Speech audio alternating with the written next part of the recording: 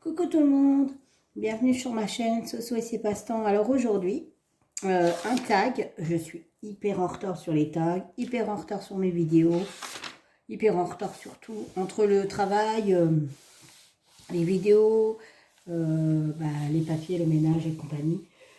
C'est un peu compliqué.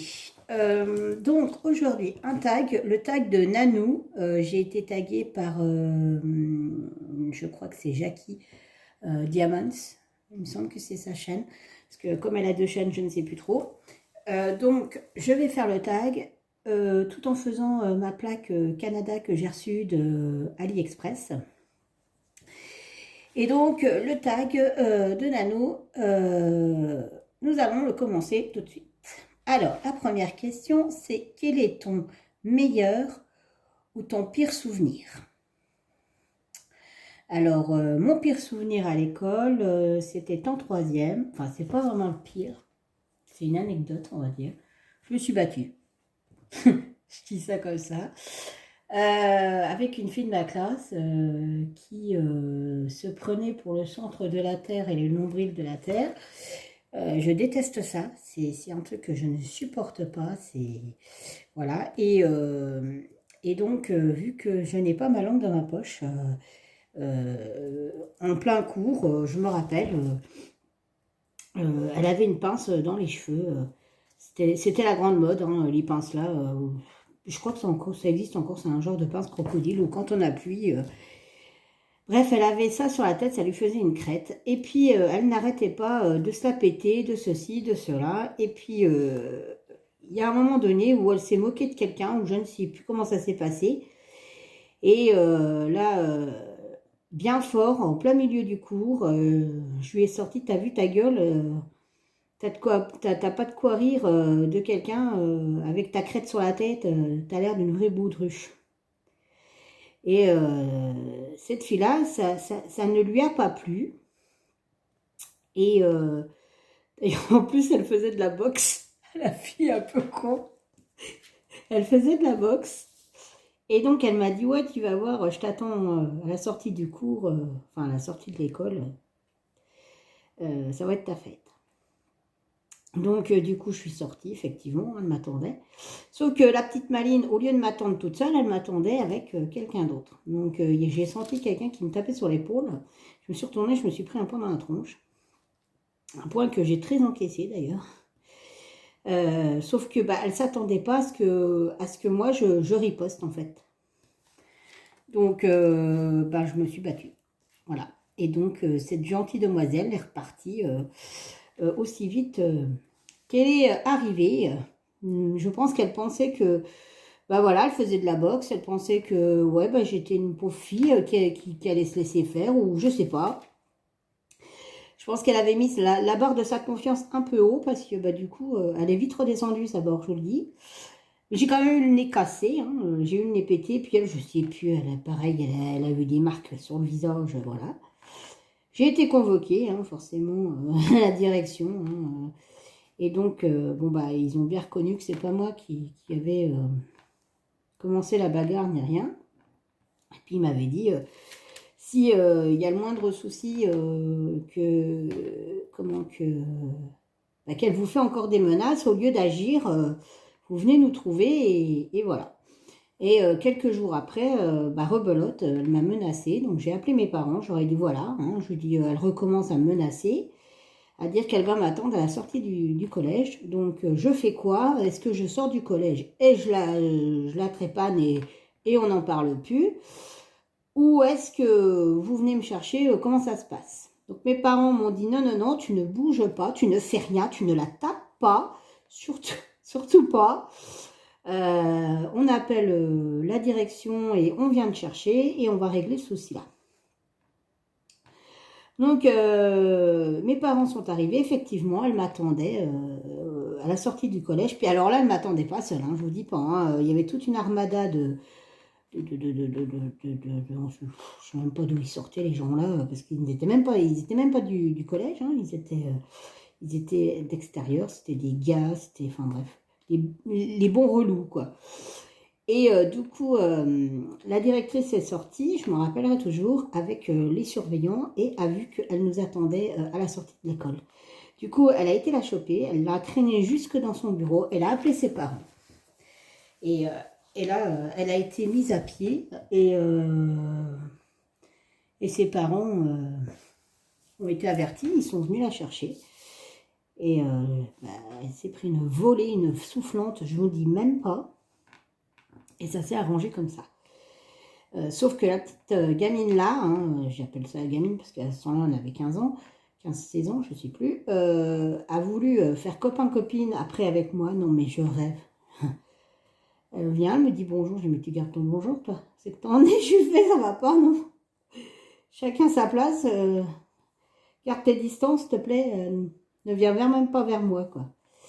Donc voilà, c'est un des pires souvenirs, et encore, c'est pas le pire. Je considère pas ça comme un pire souvenir. Je considère plus comme une... j'affirme mon caractère. Et le meilleur souvenir, alors oui, ça, il y en a énormément des souvenirs, j'en ai des super bons, et quasi tous, ça a été des bons. Mais le meilleur, c'est la rencontre de celui qui allait devenir mon mari. Donc, en fait, j'ai connu mon mari en 4e. Donc, c'était un très bon copain. On a passé la 4e et la 3e ensemble. On était vraiment, mais vraiment amis. On était un groupe de copains de 6. Qui d'ailleurs, on est tous en couple. Hein, voilà. Et on s'est séparés à la 3e. Parce que la 3e, c'est l'orientation, tout simplement.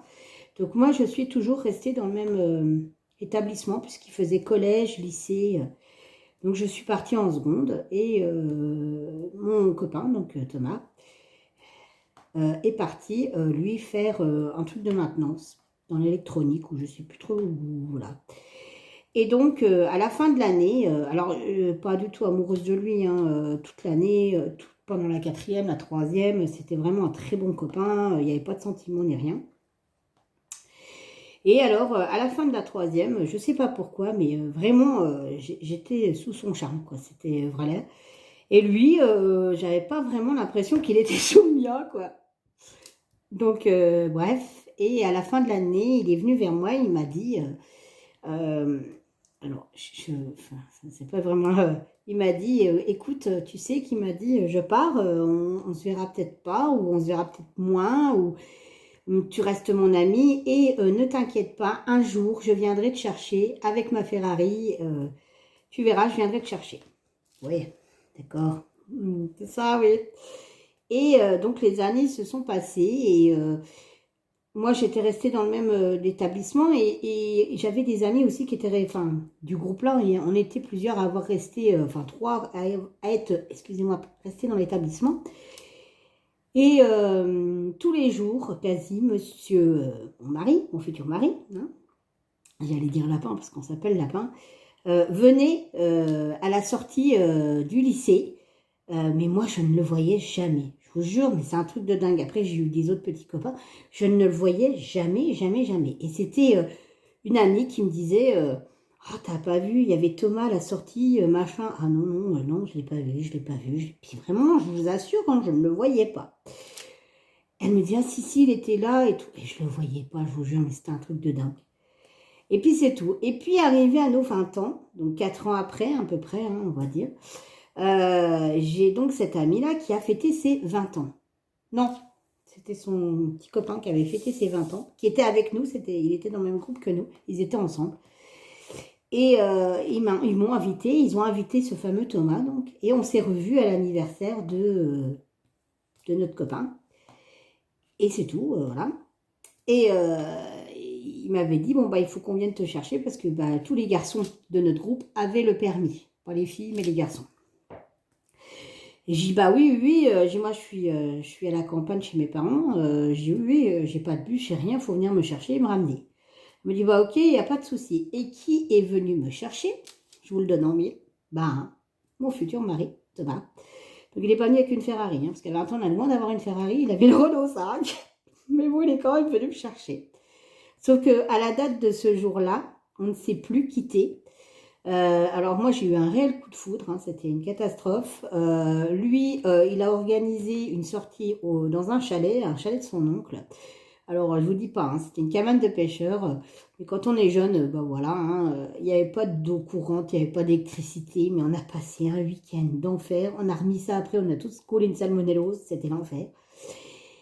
Bref, on s'est quand même éclaté et arriva ce qui arriva, on est sortis ensemble pendant ce week-end.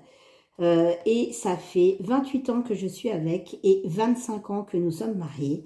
Et là, je peux dire que c'est le meilleur souvenir de mes années d'école. Comme quoi, hein, voilà. Hein, et en fait, il venait me voir à l'école, il me l'a avoué, il me dit, mais non, je venais te voir, mais toi, tu ne me regardais pas, tu ne me voyais pas. Comme quoi, un garçon, ça peut être bête. Au lieu de venir me trouver, eh ben non, hein, il était discret comme tout. D'ailleurs, il a toujours été plus ou moins timide. Moi, maintenant, il a pris beaucoup d'assurance, hein, monsieur. Mais voilà. Voilà mon meilleur souvenir. Je suis pas prête de l'oublier, celui-là, d'ailleurs. Donc, voilà. Ensuite, la deuxième question, excusez-moi. Que mettais-tu dans ta trousse? Bon, dans ma trousse, hein, je mettais mes crayons. Hein, j'adorais les stylos plumes, donc j'avais des stylos plumes pour chaque couleur. J'avais un stylo plume pour le vert, un stylo plume pour le bleu turquoise, du bleu, du rouge. J'avais même du violet. Alors c'était embêtant parce que la couleur bleue normale s'effaçait, mais les autres couleurs comme le vert, le violet, tout ça, ça ne s'effaçait pas. Donc il fallait pas se planter. J'adorais les stylos plumes. Chaque rentrée scolaire, c'était l'achat avec l'agenda qu'il fallait pas louper. Ma trousse, je l'ai encore d'ailleurs d'école. Hein. C'était une trousse en cuir, voilà, toute simple. Puis bah, j'avais un stabilo, j'avais ce qu'il fallait, du blanc, enfin du correcteur, un effaceur, enfin voilà. Rien de spécial, à part le stylo plume. Tous les ans, il fallait vraiment avoir le stylo plume, voilà. Ensuite, nouvelle tenue pour la rentrée. Alors, la nouvelle tenue pour la rentrée, oui et non. Alors, il y avait des rentrées, quand j'étais petite, oui, ma maman me faisait mes rentrées scolaires où, vous savez, limite les petites chaussures vernies et tout ça. Mais non, elle ne me rhabillait pas spécialement. On n'attendait pas d'être à la rentrée pour me rhabiller. Et puis, il y a des rentrées où j'y allais. Je vous avouerai, j'étais au collège ou au lycée. Voilà, quoi. C'était pas à la Wall Again a Beast to Fly. C'était parce que, voilà, c'était l'école, quoi. C'était pas...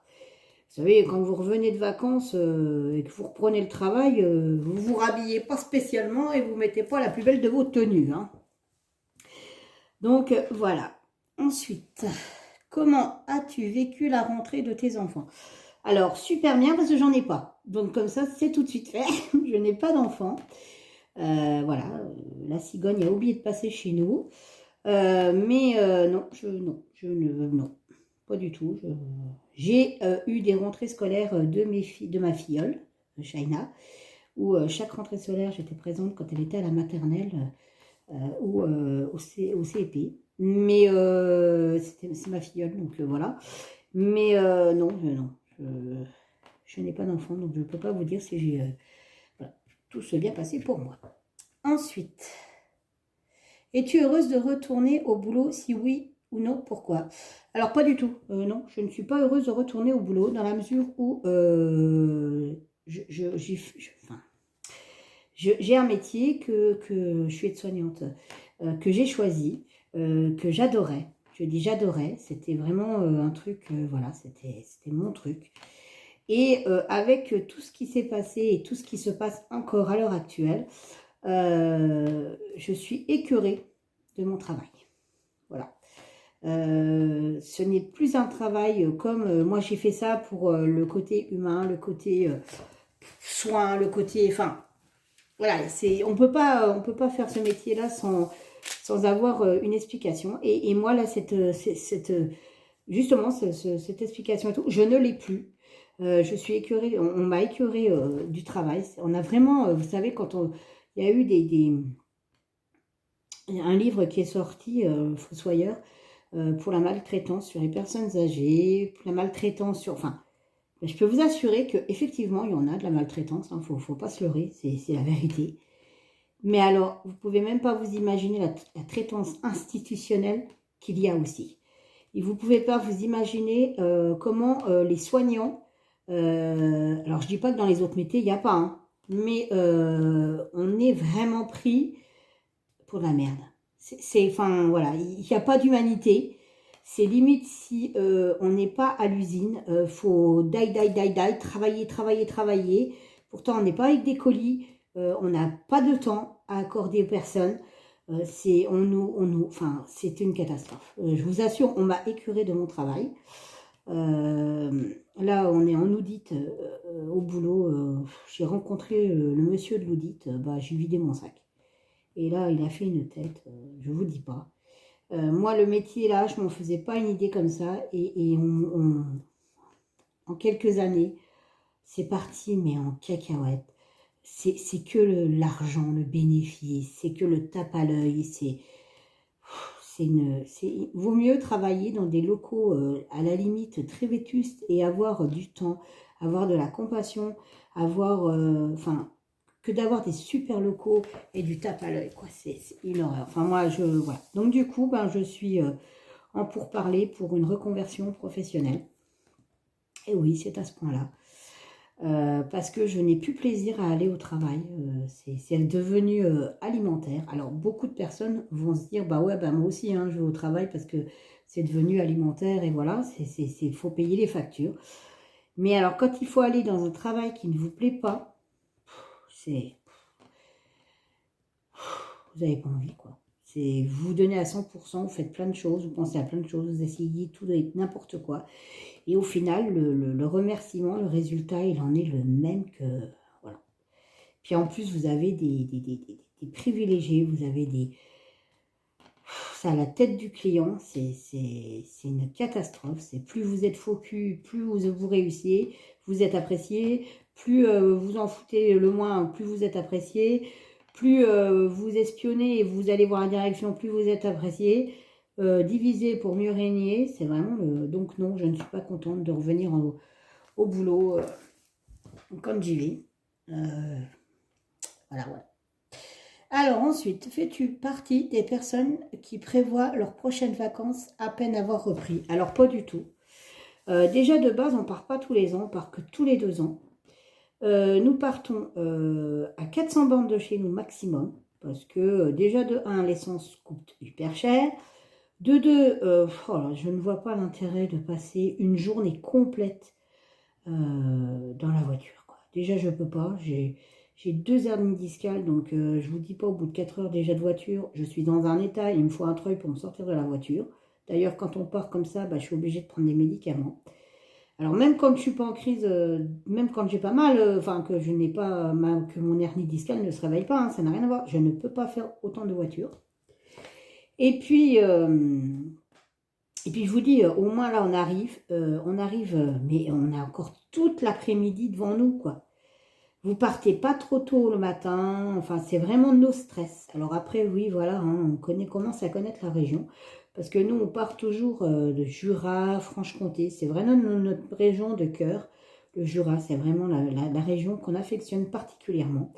Après, il faut savoir, vous savez, qu'une région, on ne la découvre pas en une semaine. Il y a toujours plein de choses. Et à chaque fois qu'on y va, on fait des choses différentes. Et on voit des choses différentes. On change de coin. On ne loue pas systématiquement dans la même ville et au même endroit. Donc, on change et on fait les environs. Et là, cette année, nous sommes partis en Franche-Comté. La nièce de mon mari habite là-haut. On a vu louer dans un petit mobil-home, dans un camping. Écoutez, c'était tip-top. Bon, le mobil-home est un peu petit, hein, je vous l'avoue, c'est petit. Mais bon, on n'y était pas du tout de la journée, quasi. Le peu qu'on était au mobil-home, c'était pour aller à la piscine, donc voilà. Donc en gros, on y était pour dormir. On a passé des super vacances, c'était... en plus, Alexandra, la nièce de mon mari, a un petit copain, et franchement, ils nous ont trimballés, ils nous ont montré des trucs et tout. On a passé des excellentes vacances. Et pourtant, c'était à 300 bornes de chez nous. Voilà, comme quoi on n'a pas besoin de partir loin pour se dépayser. Donc tout dépendra de comment ça se passe ma reconversion professionnelle, puisque l'année prochaine on ne part pas, mais l'année d'après on part. Donc peut-être qu'on ne pourra pas partir, parce que si je suis en reconversion professionnelle, ça sera compliqué. Mais non, je ne prépare pas mes vacances à l'avance. Enfin, à l'avance, quand je rentre. Moi, mes vacances, je commence à m'inquiéter de mes vacances et à réserver mes vacances, on va dire, en janvier. Janvier, février, je commence à regarder et je réserve le coin, enfin le camping ou le chalet, ou peu importe la location qu'on va avoir. C'est pas avant janvier ou février. Mais autrement, non. Non, non, non. Par contre, je suis très organisée, hein. C'est une catastrophe. Je prends un calepin, je note tout, les restaurants, les machins, les trucs, là où il y a ça, le prix, la distance entre là où on est, machin, c'est une catastrophe. Je ne peux pas... alors, quoi que cette année, je me suis un petit peu laissé porter. Je ne l'ai pas fait, mais alors, vous voyez comment j'organise ça, mais c'est un truc de malade, quoi. Je déteste l'imprévu, ça m'énerve, vous pouvez même pas vous imaginer. J'aime bien que tout soit carré et tout soit prévu.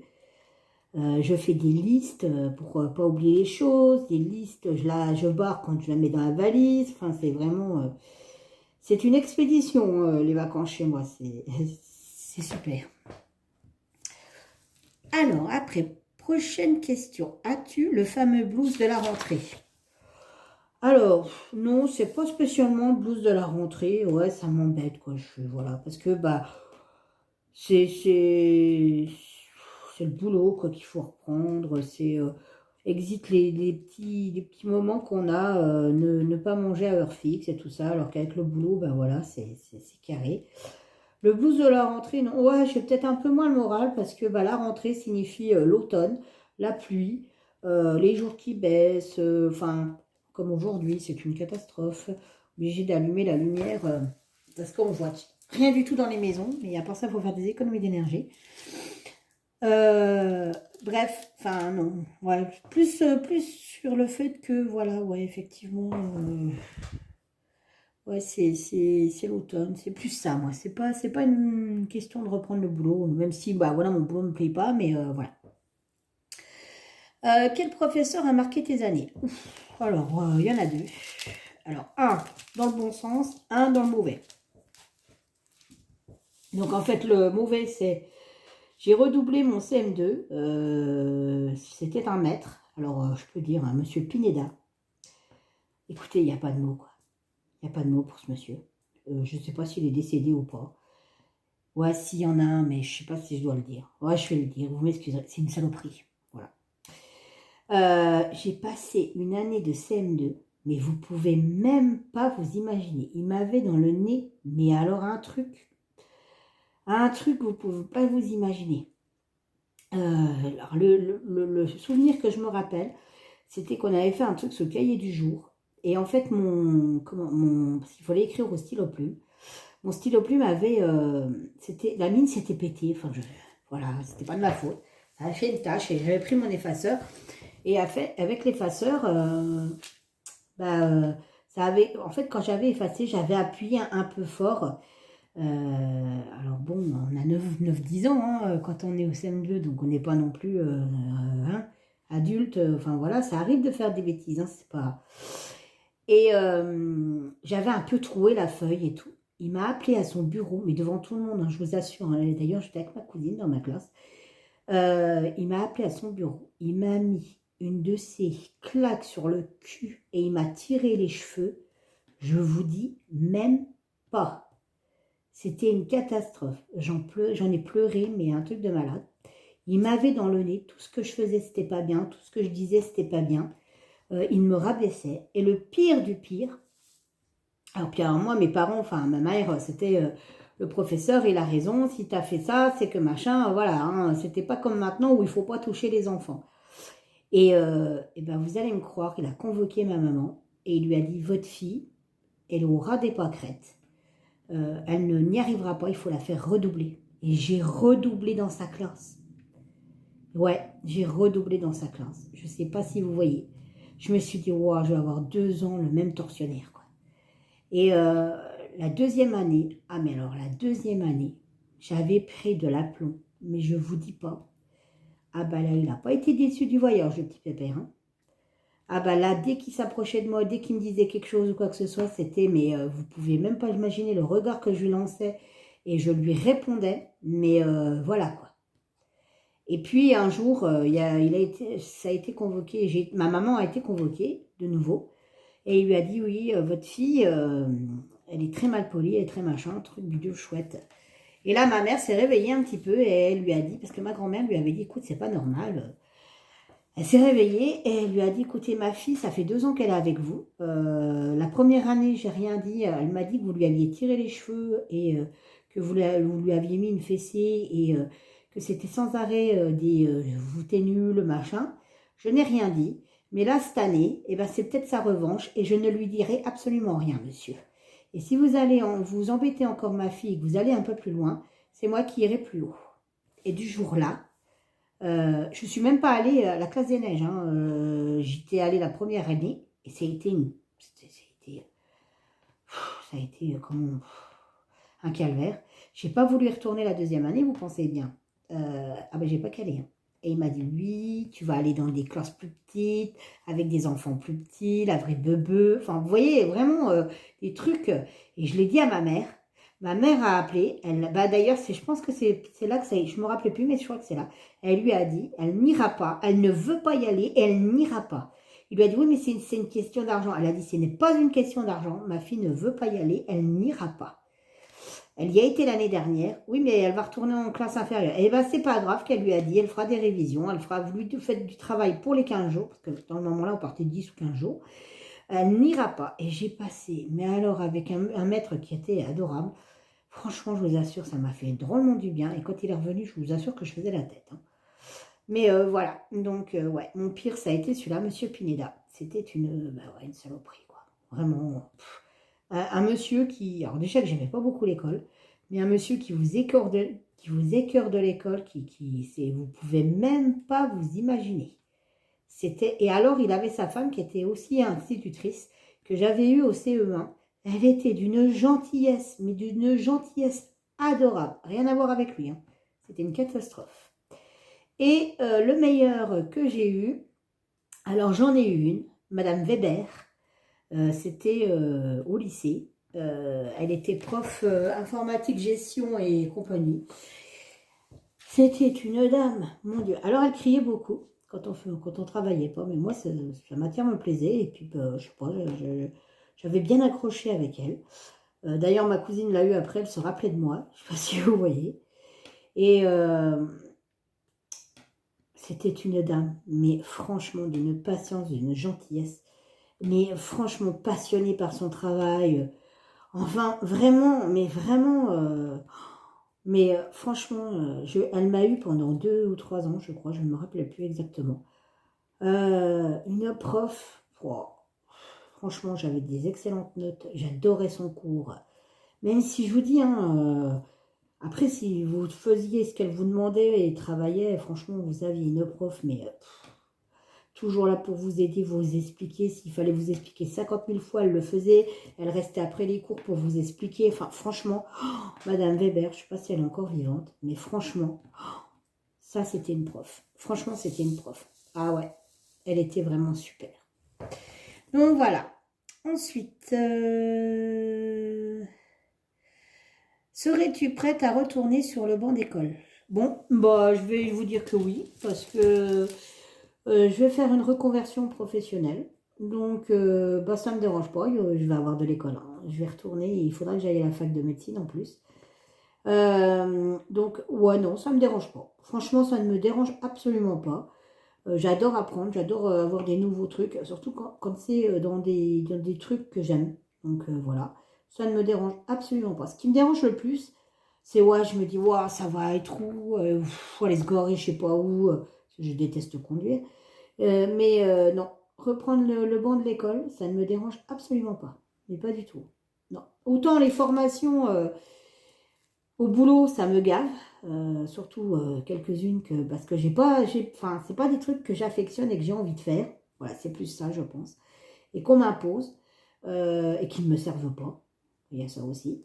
Et donc, voilà. Mais autrement, non, reprendre l'école, franchement, ça ne me dérange absolument pas.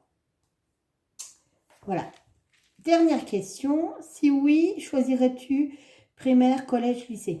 Oh, bah alors là, c'est-à-dire que oui, ça me dérange pas de reprendre l'école, mais bah, pas au primaire, ni au collège, ni au lycée. Sauf si mon chéri, il y est. Hein, parce qu'on a passé 2 années, mais génial. Là, c'est plus reprendre l'école, une école adulte, là. C'est plus enfant, quoi. Voilà. Non. Autrement, bon, primaire, tout ça, ouais, peut-être pour l'insouciance. Voilà, mais autrement, non. Je ne retournerai pas en primaire, surtout pas avec un prof comme j'en ai eu un, enfin un instituteur comme j'en ai un. J'en ai eu un. Mais ouais, voilà. Je reprendrai l'école certainement à un moment donné. Si tout se passe bien, ça sera en septembre 2013. 2013. 2023. Voilà. Et bien, ce petit tag est fini. Donc, je vais taguer trois chaînes. Je vais taguer Clara DP, Mélissa Pointe-Croix Eco et Céline DP Colo et compagnie. Je vais certainement refaire un tag derrière parce que j'en ai un autre à faire. Je vous souhaite une bonne après-midi et à bientôt. Bye bye.